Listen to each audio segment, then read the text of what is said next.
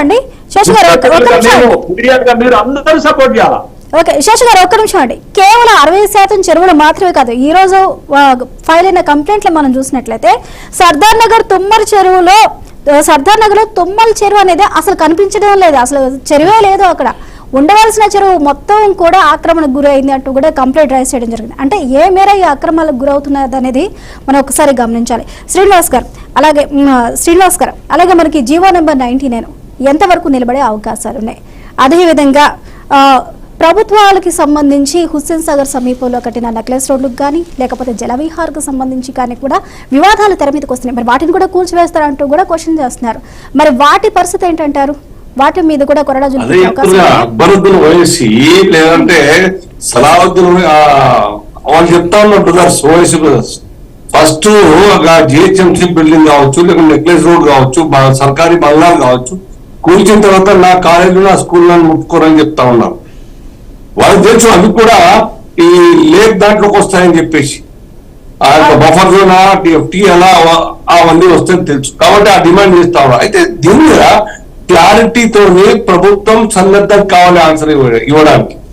చట్ట రూపేణా పకడ్బందీగా తయారు చేయాల్సిన అవసరం లేదు. మేము మనసారా కోరుకుంటా ఉన్నాం, ఎక్కడ కూడా శశాంశం లేదు. ఇది ఆగాలే, ఎవరో అడ్డుపడాలి, బిల్డింగ్స్ అని ఆగాలి అని చెప్పేసి మా కోరిక కాదు. మేము ఈ కంటిన్యూ చేయాలి. కాకపోతే on the other end losers ఎవరికైతే నష్టపోతా ఉన్నారో వాళ్ళకు భద్రత, వాళ్ళను ఆదుకోవడానికి ఏం ప్రపోజల్ ఏందో ప్రభుత్వం ప్రయోగంలో పెట్టాలి. 4 ఐటమ్స్ స్వప్న గారు ఈ యొక్క బడా బాబులు రేవంత్ రెడ్డి గారిని జైలు పెట్టే అవకాశం ఉందని చెప్పి ఎవరు చెప్తున్నారు? ఇవాళ వారి పొత్తుల పార్టీ సిపిఐ నారాయణ గారు మాట్లాడుతా ఉన్నారు. నాకు తెలిసి నాకు అనుమానం సిపిఐ నారాయణ గారినే బడాబాబులు కొనుక్కొని ఉంటారు. వాళ్ళు చెప్పిస్తా ఉంటారు బహుశా, లేకుండా ఆ మాట మాట్లాడరు. వారు ప్రత్యేకంగా ఇప్పటిగా ఏ పొలిటికల్ ఏ సైట్ పోలేదు. నారాయణ గారు నాగార్జున గారి దగ్గర పోయారు అంటే ఇన్ని కూల్చిన సర్కార్ కేవలం అక్కడికి పోయినారు. దాని అర్థమైంది. బడాబాబులు ఎవరో వారితో చెప్పిస్తా ఉన్నారు. జాగ్రత్త సుమా. శ్రీనివాస్ గారు భయపడాల్సిన అవసరం లేదు. శ్రీనివాస్ గారు ఒక నిమిషం. ఇంకొక విషయం స్మాల్ హాఫ్ ఏ మినిట్. ఇప్పుడు డివిజన్ వారిగా, అసెంబ్లీ సెగ్మెంట్ల వారిగా ఎక్కడ ఏ కుంటలు ఏ చెరువులు ఉన్నాయని చెప్పి డిస్ప్లే అనౌన్స్ చేయండి మీరు.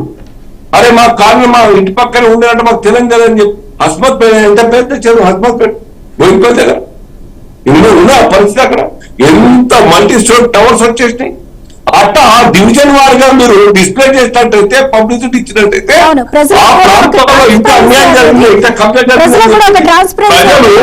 అప్రమత్తమైన అవకాశం ఉంటే ప్రజలు ప్రెషర్ బిల్డప్ చేస్తారు. రండి రైట్ అండి. థ్యాంక్ యూ శ్రీనివాస్ గారు. ఈ డిబేట్ లో పాల్గొన్న మనకి చరణ్ కౌశిక్ యాదవ్ గారికి, అలాగే మనకి రాజు నాయక్ గారికి, అలాగే శేషు గారికి, అలాగే అల్జాపూర్ శ్రీనివాస్ గారికి అందరికీ thank you so much. Right గా చూస్తూనే ఉన్నాం కదా, హైడ్రా దూకుడు